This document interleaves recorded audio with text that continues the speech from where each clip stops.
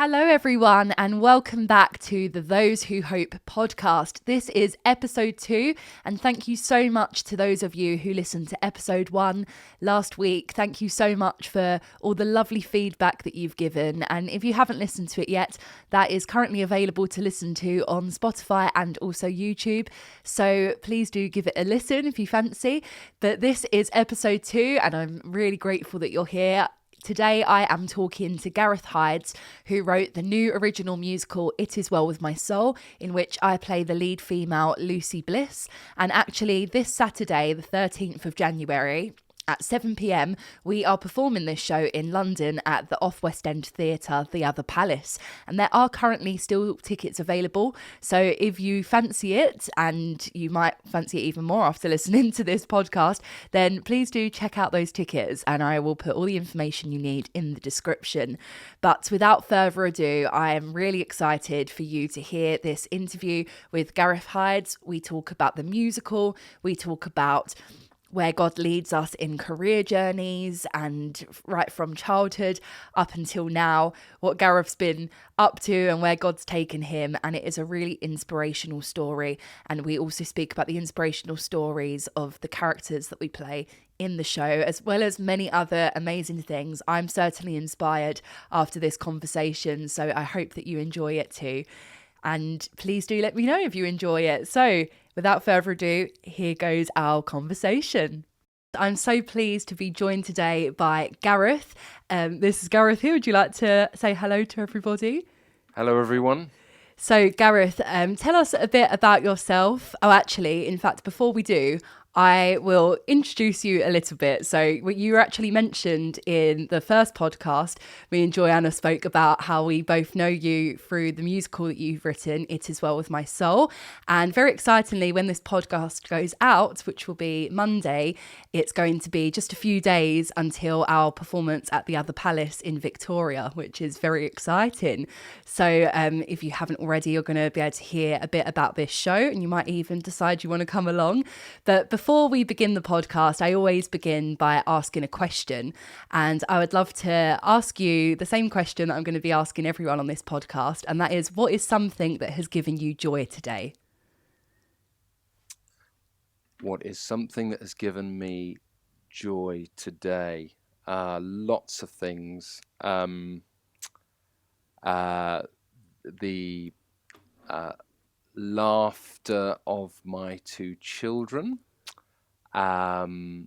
Visiting with friends this afternoon, and can I have 3 things? Yeah, absolutely. And being together with my church family this morning. Oh, that sounds like a very good day indeed. It sounds like a busy day, but a good day. What did you get up to with your kids? So you've got 2 kids, haven't you? And your lovely wife, Sarah. Yeah. So my daughter Jemima's 7, and little boy Elijah, who's 2. So they keep us busy.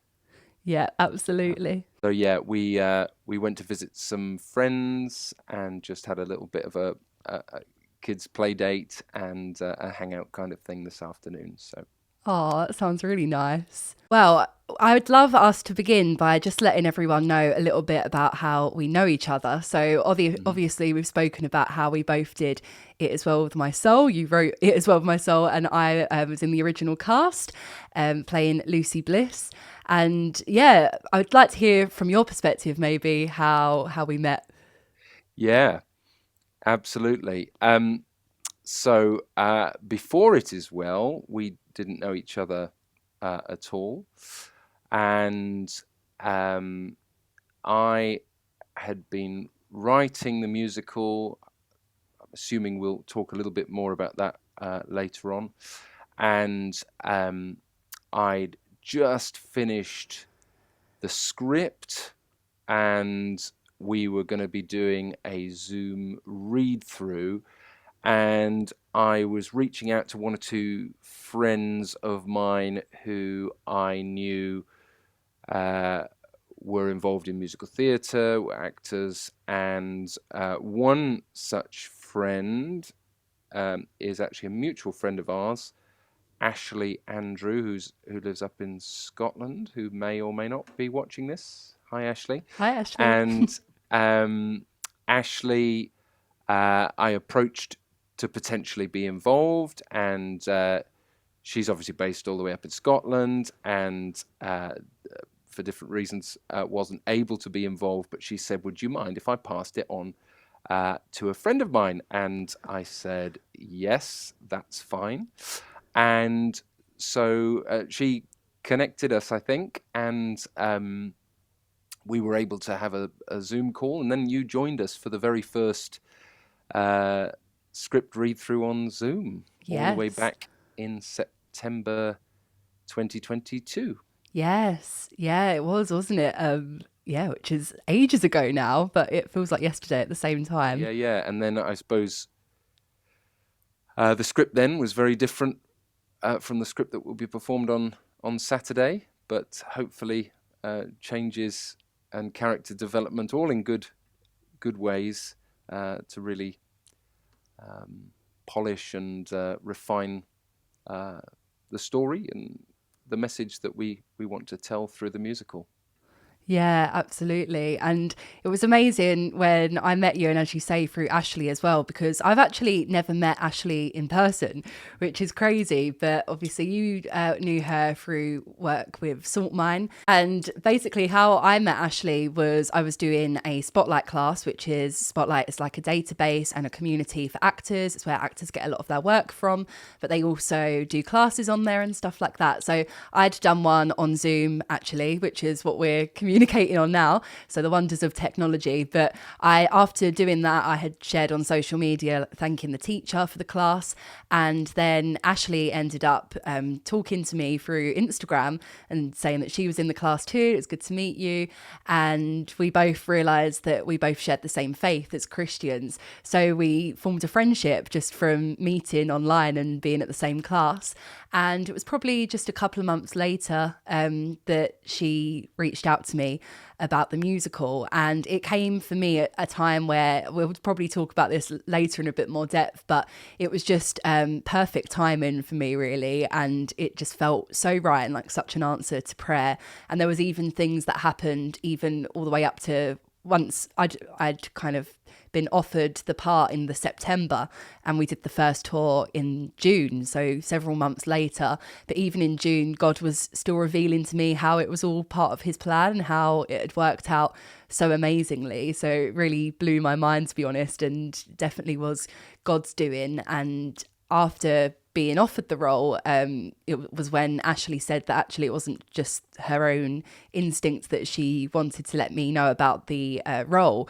It was actually that she felt the Holy Spirit was leading her to do that. So it was very interesting to hear that from her. That's great. I was going to ask you, basically, if you could just tell us a little bit about the process of writing the show, so how that all came about, because you've had an experience, you've had background in acting and performing, but then for quite a few years you was doing something kind of quite different from that, wasn't you? So would you like to tell us a little bit about that and how you ended up going into writing the show? Yeah. So I'd written one or two bits, not connected with it as well with my soul, way back when I was doing my A levels, and a friend of mine, Gavin, and I, long story short, began to write a short musical based on a Greek tragedy play, which we had performed at the end just before we finished our A levels, just by people at the college, and was then performed again with some tweaks the following year. And it was around that time that I started acting as well. I had a place to study English at university, and when I got my A-level results, I realized that I didn't actually want to study English at university, because in fact, a couple of months before that, I'd prayed a very simple prayer and said, God, I'd really love to be a professional actor. In Jesus' name, amen. Not too much more than that. And so I took an impromptu gap year at that point. To my one sort of purpose was to sort of gain as much experience in the theatre as possible. And so I was working a part-time job at Curry's. Sorry, you don't need all of this information, do you? But No, it's a podcast. anyway, We like all the details. and then I went back to my college, to sixth form college, to musically direct a production that they were putting on of Little Shop of Horrors. So that was my first sort of experience of musical directing, which was a fun show with a giant puppet people-eating plant. And if you know the show, if you don't know the show, that will be a very random comment. But there we are. I was living up near Birmingham at the time. And then I moved down to London, which was sort of me leaving home, really, at 18. And I got a job tearing tickets and selling ice creams at the London Palladium. And The Sound of Music was on at the time, which is one of my favourite musicals. And that was just a really cool thing to be part of. But because that was predominantly evening work, during the day, I could go along to open casting auditions. And so I went along to one or two of these and had some fun experiences. And anyway, long story short, I was offered a job and got into acting through that. In fact, on my first job, I met one of the actors who was part of the original cast of it as well, Mark Baker. And then it was after that that I joined Salt Mine Theatre Company and connected with some others as well, including Matt Sunners, who plays George Root, and David Robinson, who was our original director. So, yeah, I've waffled on a little bit there, but that gives you a little bit of that was sort of some of the stuff, some of the experience. And then, as you say, Katrina, I then sort of went into very different things. I worked as a youth worker for 3 years. And then Sarah and I felt God was calling us down to London, and I have been working for the last 11 years with a Christian charity called K180 as an evangelist, and so proclaiming the gospel and equipping others to do the same. So we work a lot with different churches. We're involved in creative street evangelism, both in the UK and across Europe. And that's been a real blessing and a privilege to be involved with. And I suppose I've wanted to write a musical for a while, and was looking for the right story. And then I'd stumbled across The Story of It Is Well With My Soul, very famously with Horatio Spafford, who wrote the words. But what really gripped me was hearing a little bit about and exploring the story of Philip Bliss, the hymn writer who wrote the music, and his wife Lucy, and just seeing how they also experienced their fair share of tragedy and suffering, and how their faith was a beacon of hope through all that life was throwing at them, and what would presumably tempt a lot of people to just give up. And yet they stood firm in their faith, they trusted Jesus, and they left an incredible legacy of faith that gripped me and inspired me, and I thought, this is the story I want to tell. And I'd started demoing. I thought it was starting properly in the April of 2020 in lockdown 1. Wow. And that was probably when I started properly writing it. But I look back on my phone voice memos, and I had started some little demos of 1 or 2 prior to that in the February. But it's been a journey bringing it to the stage, probably the best part of 3 years, really. Yes, and it's crazy to think that the start of the pandemic was that long ago, but it's amazing to see such an amazing thing that came out of the pandemic. And do you think that being kind of at home and the world stopped as we knew it and everything was different, do you think that kind of helped give you the time for God to speak to you through this show and for him to inspire you to write it? Yeah, I think it certainly provided enough of a shift and change and prompt to write it. Did it give me the time? It felt like when lockdown hit that our already busy ministry sort of got busier. That's what it felt like initially, and there was we were doing training online several evenings a week. Wow. And also when you're preparing online stuff, as you know, with this podcast, there's a lot that goes on behind the scenes that perhaps others don't see, and you're preparing a lot, and you're you know, there was a lot going on, and it didn't feel like I had loads of extra time. I think there's a lot of people who had loads of extra time. I didn't feel that, so I began to write the musical in my evenings and days off, spare time, really. And then as K180 and Martin, who leads the ministry, heard about It Is Well With My Soul and how I was developing it and writing it, he basically said to me, listen, this could just be a you project, or this could be a K180 project, and we'd love to release some time for you to be able to finish this, to be able to write more, and we'd love to look at producing this with you. And so the original tour back in June 2023 was produced by K180, and we did 2 performances to coincide with the 150th anniversary of the sinking of the Ville de Havre, which was the ship carrying the wife and daughters of Horatio Spafford, which was 150 years ago, back in November, that we did. So they had agreed to produce those shows as well. So very, very thankful for their investment and support for the project as well.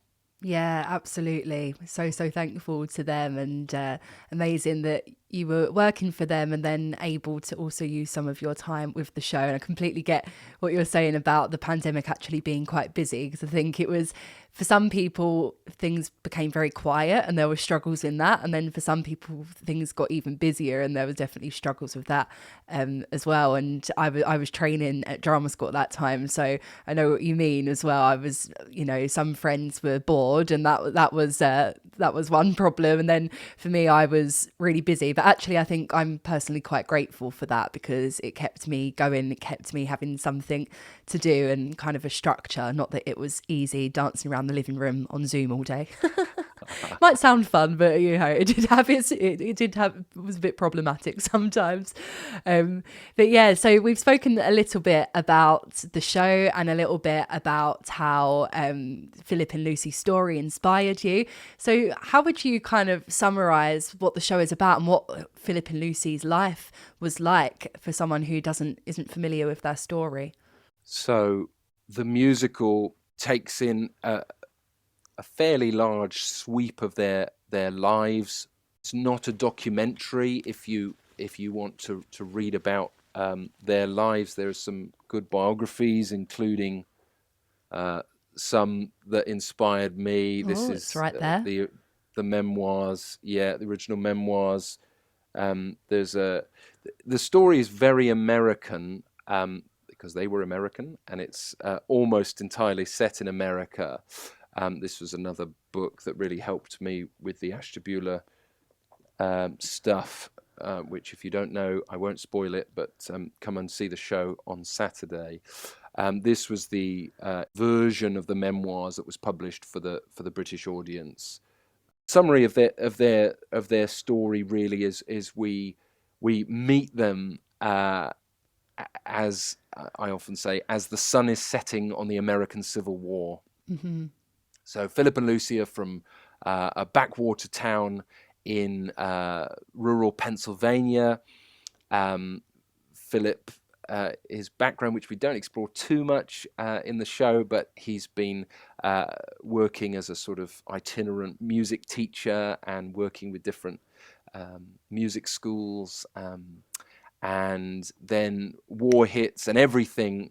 A little bit like a pandemic, everything is sort of put on hold, stopped in their tracks. Philip's called up, and then almost without explanation other than God's plan, Philip is discharged from the army as things begin to wind down. The war's not over yet, but it's beginning to wind down.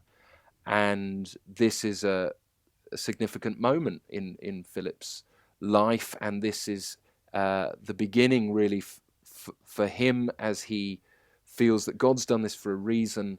And that reason is to write and sing gospel songs. An opportunity comes about for Philip and Lucy and the little gospel quartet that Philip's put together to go to Chicago in Illinois, which is the big city, and quite far away actually from where they were in North Pennsylvania.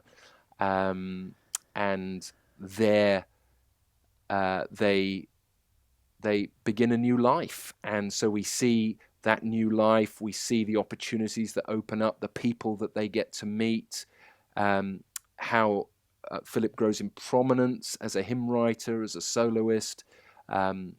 We get to see the different temptations that come Philip's way and how Lucy keeps him grounded. We get to share in their joys as a couple. We get to share in their sorrows in the aftermath of the Great Chicago Fire, as they journey with their friends, the Spaffords, as different things come their way. And I suppose that if I was to highlight a central theme that the musical is exploring, it's where is faith, where is hope in the middle of tragedy, and it's there where they find and experience God's love and His power and the hope that He gives. And I think it was Corrie ten Boom who wrote a very, very significant book in the 20th century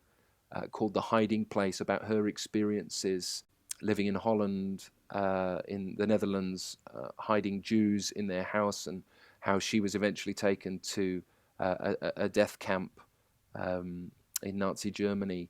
And she recounts a story of her and her father talking about the darkness that was around them. And her father said to her, he said, when we're on a train and I've got a ticket for me and I've got a ticket for you, and we go through a tunnel and all of a sudden it's pitch black, do you turn to me and say, right, let's tear up the ticket? He says, no. It's at that point that we trust that the driver knows where we're going, and we have the ticket as a promise that we will get to our destination. And I think that's a beautiful way of sort of summing up the journey that the Blisses go on. That when circumstances and life's challenges get dark, they don't tear up the ticket and say, oh, well, faith was a big waste of time, or God's disappeared, or no, it's then that they cling to Jesus and say, I know whom I have believed, and I know that this is not just some fairy tale belief, but this is, as the Bible describes it, as an anchor for the soul, firm and secure. And so that's what the message that we're exploring through it as well. Yeah, and it's such a powerful story, and I think so powerful to look at a real story, real people's lives, and to look at their example. And I know playing Lucy Bliss, which is my role in the show, is just something that's really taught me. I've learnt from her story, I've learnt from hers and Philip's story, and been inspired by them. And we've heard such amazing feedback thanks be to God that we've heard such amazing feedback from people saying how much they've enjoyed it, how much the show has impacted them, which is just so incredible, because that's what we want for it to do. We want not only for people to be entertained by the amazing music that you've written and the amazing cast that we're working with. It's been amazingly directed. It's been done to such a wonderful professional standard. And I think not only are people coming to enjoy being entertained, but also to be able to have a real important message. And I think for me, going into acting, what I really wanted was to be able to use art and to use performance to be able to bring hope to people, to be able to bring important messages to people. And of course, this podcast is called Those Who Hope, and it's all about hope being the central thing that as Christians that we cling on to. And this podcast isn't just to encourage Christians, it's for anyone, but to let anyone who's watching this know that we trust in a hope that really is an anchor for our souls. We really do feel that, just as Philip and Lucy did, that clinging on to faith is something that really does give us a real grounding hope. And I think Philip and Lucy and all the characters in the story are great examples of that. And we've spoken a bit about the Spaffords, about Anna and Horatio Spafford. And some people who are listening to this, they may be possibly more familiar with their story. I know that some people are. And their story is that that Anna was with their 4 girls travelling on the Ville de Havre back to across to the Atlantic to Europe. And the ship sadly sank and the 4 children died. And that is what inspired the writing of the hymn, It Is Well With My Soul. So Horatio wrote the words and Philip was asked by Horatio to write the music, which is something that we cover within the show. We show that scene, and that is a really poignant scene of just, by that point, the characters have already seen so much suffering, and yet here is more suffering, and they choose in that moment to look to God. And for people who are watching, there are going to, of course, be people who can really relate to such suffering. And it's so painful and so hard sometimes to fix our eyes on Jesus. But that is what we believe and what we've learned through their story to be the best thing for us to do in that circumstance. And I think you've captured that really, really well in the musical, which I think is really amazing, Gareth. Oh, thank you. Kind of you to say. It's been really fun getting through the show, hasn't it? From, as we said, I've been involved in the musical since quite early on in the process, and it's been really interesting to see the script develop, to see the show finally get on its feet as well, because we had months of reading through the script, looking at it, learning the music, recording our cast album, and then we had that rehearsal period leading up to the tour in June, where we really got to get everything on its feet and explore those characters more and take direction. And I think it's been really interesting process to be part of an original musical. And of course, you've seen it right from the beginning of writing the music, writing the script, presumably at home in your office or whatever during the pandemic. So we've heard quite a lot about Horatio and Anna and Philip and Lucy and how their stories have inspired us in our personal lives. And this podcast is all about inspiring our listeners and each other as we speak to each other. And it's just been really great getting to know you, Gareth, as well, not just in the show and working with you in the cast and with you in the whole production. As we said, we've got the cast album, and just being with you from the early stages of the show and seeing it all develop, but also getting to know you as a friend and the whole cast. I'm sure you'd agree we've been really, really blessed with having so many amazing people within the cast, and we just really do feel like a family, don't we? And I think that's such a privilege. That's been one of the big highlights for me. Not only has the story really personally impacted me, and it's been amazing to be part of such a wonderful and professional show, but also just to be with such amazing people, and we all have such a great laugh together, and we've got to know, I've been really inspired just by getting to know everybody's stories and getting to know what people do and people's relationships with God as well. There's a lot of Christians in the cast, and it's just been really cool to share that with each other.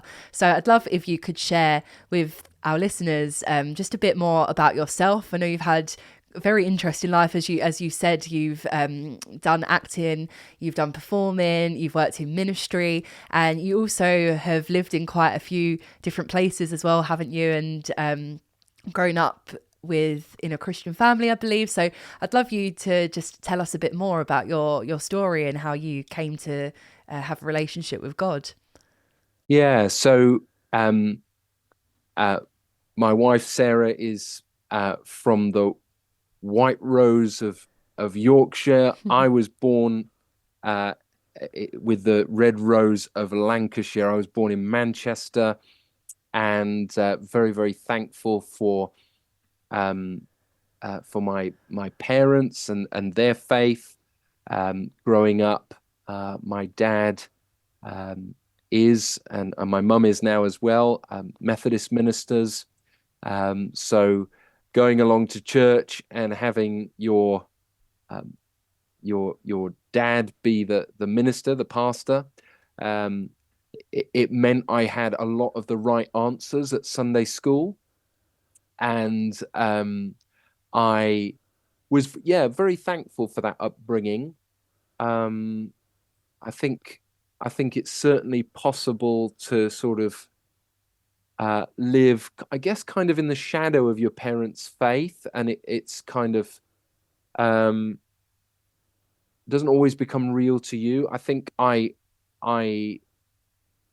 even from an early age, I wanted to live for God, and I knew a lot of the right answers, and maybe I did um, uh, live for God on a Sunday, but I think the truth was, when I looked at my life for the rest of the week, it wasn't really about God. I didn't really think too much about Jesus. In fact, it was just all about me. And many people would say, well, what's the problem with that? Um, I think getting to know the message of Jesus, um, it's it's actually not not about me anymore, but it's about him and it's about others. And I don't think that was my experience.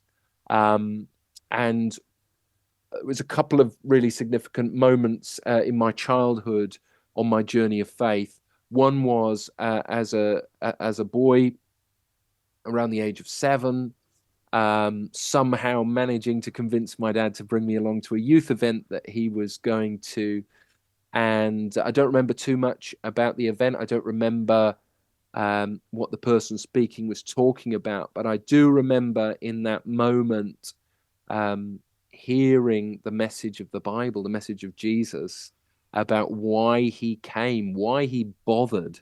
Um, One of the privileges of being able to share that message of Jesus through my work with K180 is trying to connect some of the dots. Many people know the what, they know maybe from RE lessons or from a background at church or whatever. They know that Jesus, they know the what, they know he died on the cross and he rose again. But many people don't know the why. And it was like that message came alive for me. I don't remember too much of it. Some people would say, oh, you're just a child, you didn't really know. But I knew that I needed to make a step of Mm. faith. And I responded that night. I prayed a prayer um, of commitment. That just means saying yes to Jesus, saying, I don't want it to be about me anymore. I want it to be about you, Jesus. I want you to be my king. Forgive me. I want to turn from the things that I know to be wrong. And I want you to come and give me your resurrection life Mm. and to write my name in the book of heaven, the book of life. And so I prayed a prayer like that. And I think those next few years, I missed it a little bit because I think in my zeal, in my excitement, I made it all about the religion a bit, and I got a bit stuck. Mm. And I did things that maybe we all do, but things I wasn't proud of, and things I knew that God didn't want for me. And just down to how I treated my parents. I've got two younger brothers. Just I bullied them a little bit, more than a little bit, and just things I had. anger issues and other stuff. And I anyway, it came to a sort of a significant point for me sitting down with a friend of mine, Chris, who was the youth leader at my church. I'd moved to Canada by this point. By the way, I've lived lots of places: South Wales, Canada, Dudley, as well as Manchester, and of course London. Amazing. Um, and so I'd moved to Canada by this point, and sat down with Chris and really properly. Well, I say properly. I'd read the Bible before, but we were reading together from the Gospels about the life of Jesus, and it really came to a bit of a crossroads for me, I suppose. At that point, I I was reading this. I'd known it from Sunday school as sort of the stories, but it was like as I was reading it, I was like, hang on a second.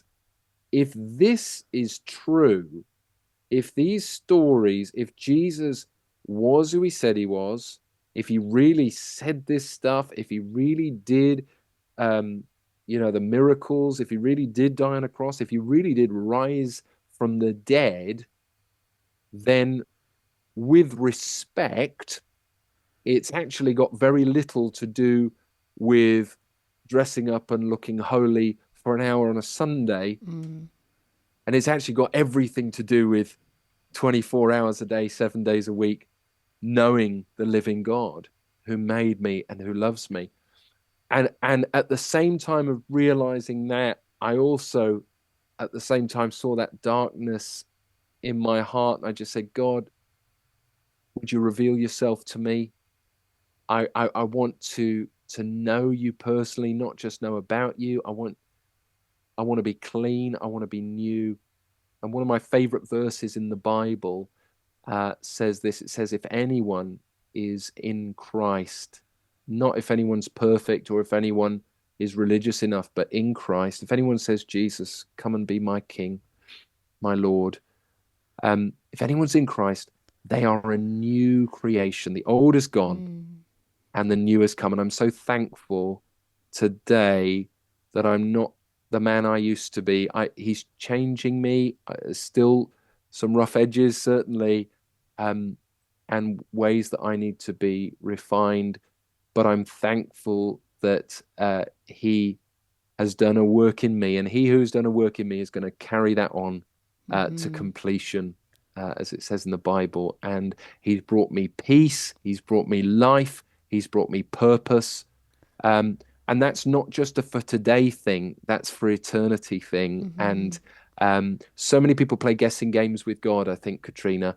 Um, will um, will I make it to heaven? Oh, maybe it's not possible to know. I think God wants us to know. I think he wanted us to know so much that it couldn't be about our goodness, because it only takes one chain in in the link between a ship and an anchor to be broken before you're cut adrift and you're no longer connected. Do you know what? I used to think God, it was unfair that if I'd only done one sin, why should I be separated from God? It's like that anchor. If we just break the one chain link. And so what Jesus came to do was to rescue us, to Mm. reconnect us back to the anchor for our soul. We talked about that earlier. And that's what I realized, that it's not about me pointing the finger at people, but me saying, hey, listen, this is what God's done for me. And I know if he's done it for me, he can do it for you as well. Mm. And so be inspired. I suppose I would say, if you're listening or watching this podcast, be inspired that this is not just about some religion thing. It's not just Mm. about a historical thing about Philip, Lucy, Horatio, Anna. This is about what God is doing and can do in your life. Even if Mm. you think, hey, I'm not religious enough for that, that's brilliant, because he's not looking for your religion. Mm. He's looking for your heart. Mm. I love that. And yeah, so that's a bit of my story. Mm. There's plenty more I suppose I could fill in, but that's a bit of my story. And it's not just oh, that's your story, Gareth. It's what he's done for so many others, Mm-hmm. and he's only a prayer away. Yes, thank you for sharing that, Gareth. That is just amazing. And I love to share, as you have done there, about how Christianity and how Jesus intended for us to live as people who follow him isn't to be stuck in trying to follow rules, trying to be perfect with religion. And I, I've had my own experience with that and struggle with that, of realizing the difference. And in Christianity, we learn about what grace is, and that's that Jesus has died on the cross to forgive us, so that if we ask him for forgiveness, that's it. There's nothing else we need to do but rely on him, but follow him. Everything else, the slate is clean, and we don't have to work by trying to do good works to earn our place in heaven or to earn approval or love from God. We already have that for free. And I think, thank you for sharing that, because I hope that maybe someone can listen and know that that is what Jesus's heart was for, with what he came to do, and that is what we follow as Christians. Because I remember even back to being at school and doing RE lessons, and you'd be taught that Christians believe that in doing good things and getting God's approval and a ticket to heaven by doing good things. And actually, when you think about it, that is way too much pressure, because I know for myself, I make mistakes every day.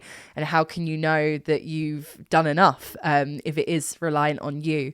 That would terrify me, to be honest. And it used to terrify me before I really grasped that I didn't have to be afraid, because it really was because of what Jesus has done. And with the show that we do, it's set all the way back in the 19th century, which feels so far away from the way life is now. But what I love about it, and what I love even about when I open the Bible and read the Bible, it's just people are the same. We're the same way that God has created us, and we have the same emotions, and we go through hardships, we go through mountaintop moments and moments in the valleys.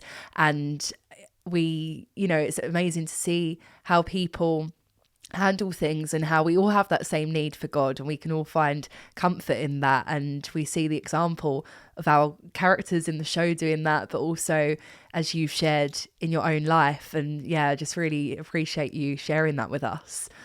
And in terms of, oh, sorry, you're going to say And something. I was just going to say, and if you're listening or watching this and you're thinking, okay, what about me? One question I find super helpful to ask yourself is this: what stops you from saying yes to Jesus today? And if you can't think of a reason, today's the day to come home and just say, Jesus, I'm sorry, would you forgive me for the wrong things I've done? And would you hear my prayer? Would you make me new?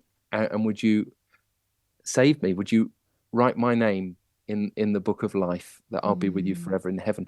And it just is a simple prayer. It's not a formula, but it's about your heart. And that's the beginning of a life journey of faith. And so I'll just say that. Yes.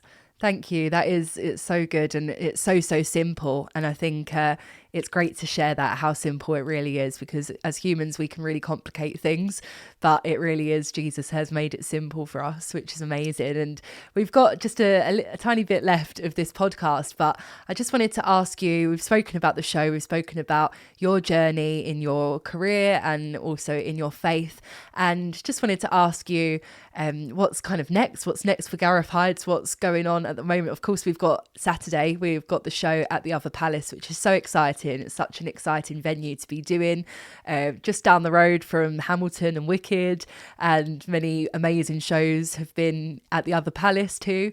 And it's just really exciting to be performing at that wonderful venue.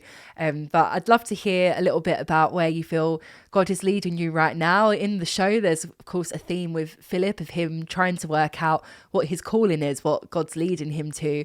And you've shared a little bit as well about how you was doing one thing, you was doing university, you felt God call you to acting, and then eventually you felt God call you to ministry, and then you felt God calling you to go back to musical theatre and to performing by writing this show.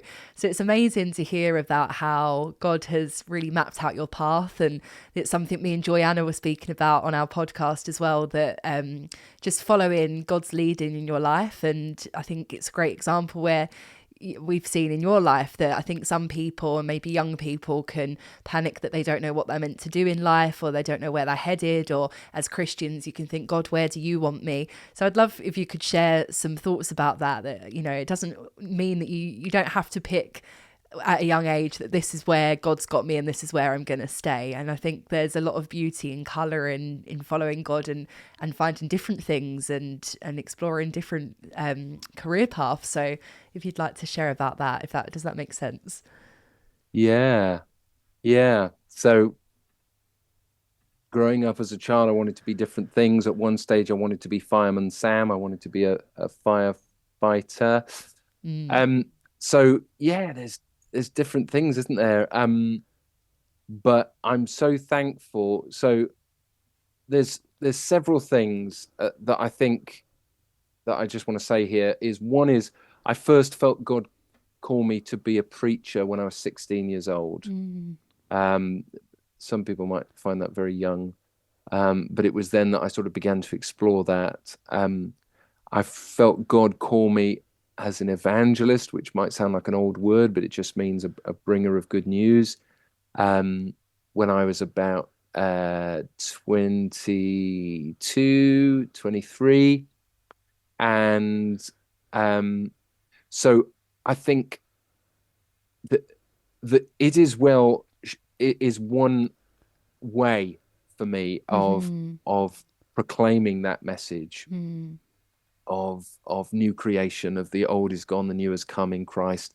Um, and I get to do that in lots of different ways as well. But in terms of the future, I feel Sarah, my wife, and I have been praying about the future, and feel that God's got more for it as well with my soul. So, so in the spring, we'll be taking some time to really focus on what does the next steps look like for it as well. Different things that God has put on our hearts, and one of those is to, all being well, take it to the Edinburgh Fringe in August, and maybe do a small tour on our way up to Edinburgh as Woohoo. well. So that's exciting. Mm-hmm. I've said to one or two people as well, I've accidentally started writing another musical, which I'm having to sort of press the pause button on, step back, just because there's, obviously we've got Saturday, but also I'm working full time as well.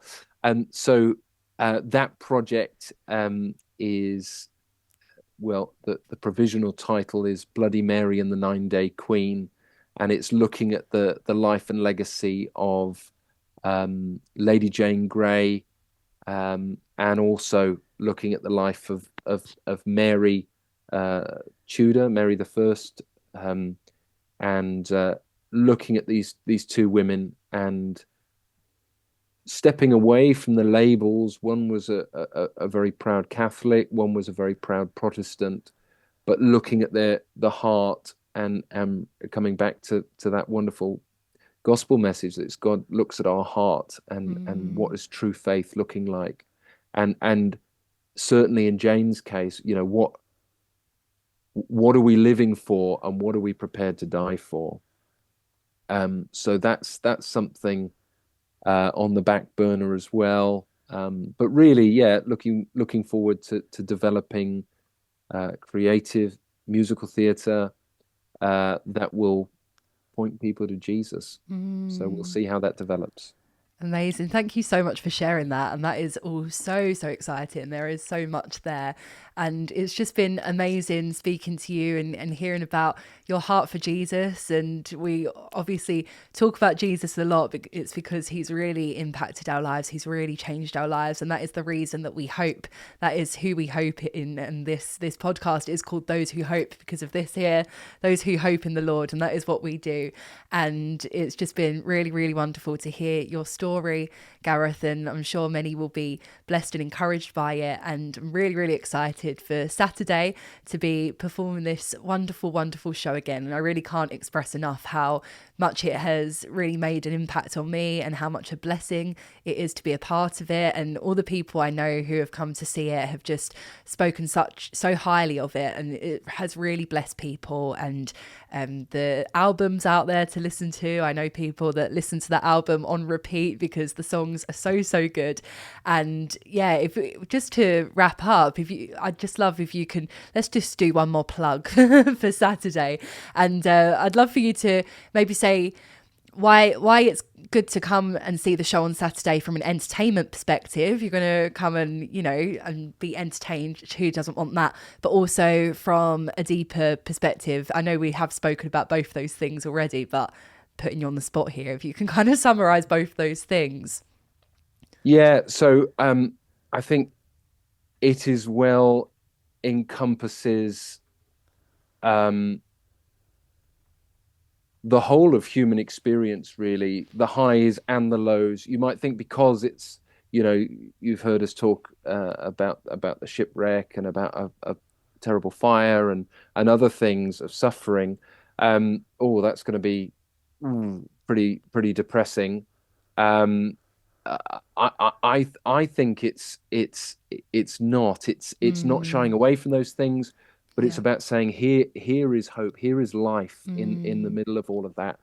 And there's plenty of fun moments, Definitely. Funny moments. And we have so much fun as a cast because it's such a fun script. We have so much fun, and there is a lot of comedy and really great stuff within the script. And one of Lucy's big moments, of course, in Act 1 is bursting into the office of George Root, who's just laid off her husband and his ragtag team of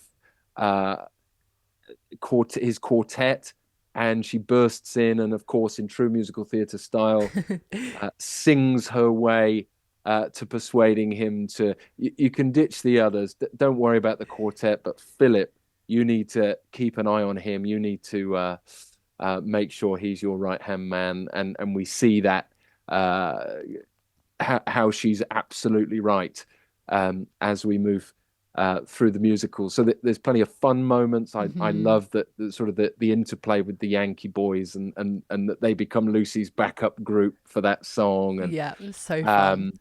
I love the that we get to share in some of Philip and Lucy's really close moments and their joys with the how you see their excitement at the news that Lucy's pregnant at the end of Act 1. You get to see how the Spaffords get alongside them and just show them love and friendship, and practically saying, hey, come, you lost your house in the fire, come and stay with us. And there may be a cameo that I have in the show with a little boat on the water, so have a look out for that as well. I promise not to steal the show. I promise not to steal the show with my boat. But no, there's some fun. Stylistically of the music as well. I don't know if you would say this, Katrina, but I think there's a little bit of everything. It's a little bit like a, like a Pinterest board, really, of different styles of musical theatre, really. So there's a bit of a mix, and obviously there's some of the classic hymns, "It Is Well With My Soul," but also some of the hymns that Philip wrote himself that have pretty much been forgotten, I would say, by certainly the church in the United Kingdom. And so it's revisiting some of these old ancient songs, really, as well. And yeah, I waffled a bit there. And come and see it if not for Mr. Smith as well. So yeah. Yes, indeed. We're going to leave them to guess what that's about. Yeah, absolutely. And I think we've spoken a lot as well about how it is such an impactful story of hope. And do you know what? Recently I've been just kind of really thinking about everything going on in the world at the moment. My heart's really breaking for things going on in the world. And I thought, I can't wait to get back and tell this story, because I need to hear this story as well. You know, that even in such suffering, that God is still working, and that it's well with our soul. We can look to him. And as we turned into the new year, into 2024, I just felt that God said to me, my kind of words for this year to focus on is fix your eyes, to fix my eyes on Jesus. And I think that this show, while being so entertaining, while being full of such talent and such amazing music and wonderful script writing, which as an actor I love to be able to get into a really good script, it also goes so much deeper than that. So we really do encourage anyone who's free on Saturday in the London area to do come along, and hopefully there'll be many more opportunities to see the show if you're not based in London. Yeah, but thank you so much, Gareth, for joining us today. Really appreciate it. And it's been great chatting to you like this. And next time I see you, we will be in the room where it happens at the other palace. Absolutely. Oh, thank you so much. And thank you for having me. Yeah, you're so welcome. And I hope you have a good evening. Thank you. Well, thank you so much, everybody, for joining us today for this episode of Those Who Hope. If you enjoyed it, then please do leave a comment and a like on YouTube or a review on Spotify. It will really help as I get the word out to spread hope and joy and all the things I want to do through this Those Who Hope podcast. So please do spread the word and let me know what you thought of it. And also, we spoke in this episode about praying a very simple prayer if you do want to know Jesus and if you want to have a relationship with God, which we spoke about it being so simple. Now, I'm going to leave in the description a little prompt of kind of a guideline of the sort of prayer you can pray to do this. It's not a strict religious prayer that you have to pray word for word, but just so you get the heart of it. And if anybody would like to know more about how to say, okay, Jesus, I want to get to know you, then I'd love to talk to you about that. So please do reach out to me. You can do that through YouTube or Spotify, or through emailing me at katrinamarkham@outlook.com. That's katrinamarkham@outlook.com. And all the information you need will be in the description too. So I hope you have a wonderful week, and I'm sending you loads of love. God bless you.